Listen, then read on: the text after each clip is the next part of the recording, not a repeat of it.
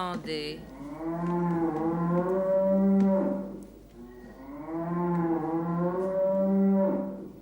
Oh, c'est divin. Après ça, tout le reste, les mondanités, les cocktails, les robes du soir, les générales, et puis il était la Côte d'Azur, Saint-Tropez, c'est plus tolérable. Il y en a ras-le-bol.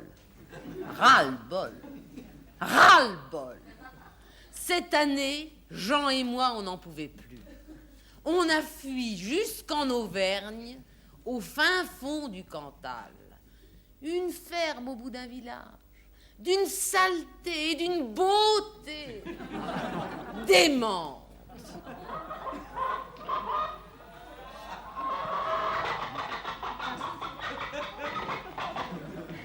Les femmes en noir, sans âge, édentées, portant encore des seaux d'eau, le visage creusé, ravagé, sillonné comme la terre génitrice qu'on vient de labourer.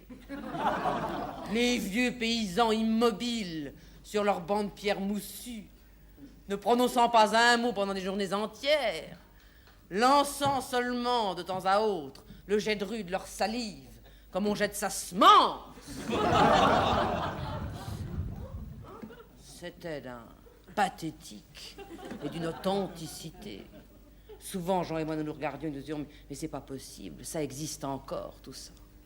Mais c'est merveilleux, faut en profiter très vite, c'est merveilleux, merveilleux. » Et puis un soir, ce soir-là, je ne suis pas prête d'oublier, Jean est tombé dans le tas de fumier qui barre le chemin conduisant à la ferme.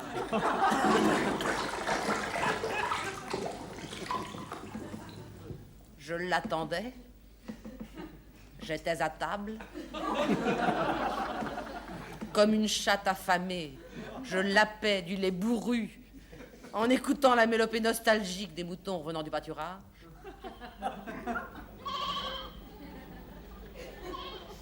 Lorsque Jean est entré, oh, cette odeur. J'ai dit à Jean, je t'en supplie, ne fais pas un pas de plus, je ne le supporterai pas. C'était trop d'un seul coup. Je me suis levée, mon cœur battait violemment. Petit à petit, je me suis approchée de Jean, je l'ai humé longuement. Je crois bien que j'ai pleuré. J'ai dit à Jean, tu te rends compte? Il y a seulement 8 jours, nos vêtements sentaient encore l'essence, la poussière, la ville, l'horreur. Et maintenant, tu sens. Tu sens. Mais c'est ça, la vérité, Jean, mon chéri. Nous tenons la vérité. Je défaillais. Il m'a serré très fort contre lui. Il a posé sa main puissante sur ma croupe. Il m'a dit, viens, d'une voix sourde et animale. Il m'a entraîné dehors. Je me suis laissé happer par les clameurs indécentes de cette chaude nuit d'été, avec mes sabots, ma longue robe paysanne en coton bleu délavé. Je trébuchais dans la boue et le purin, c'était bon. C'était bon. Nous avons traversé l'écurie, à respirer ses senteurs. Il m'a semblé que j'étais ivre. Nous avons atteint la grange dont il a ouvert la porte. Il m'a poussé dans le foin. De tous côtés, dehors, dedans, ce n'était que miaulement, gémissement, halètement de bêtes en rut.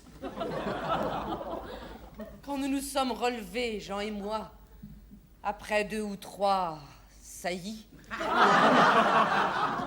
la paille toute mêlée à mes cheveux défaits et à nos toisons intimes, j'avais acquis une certitude.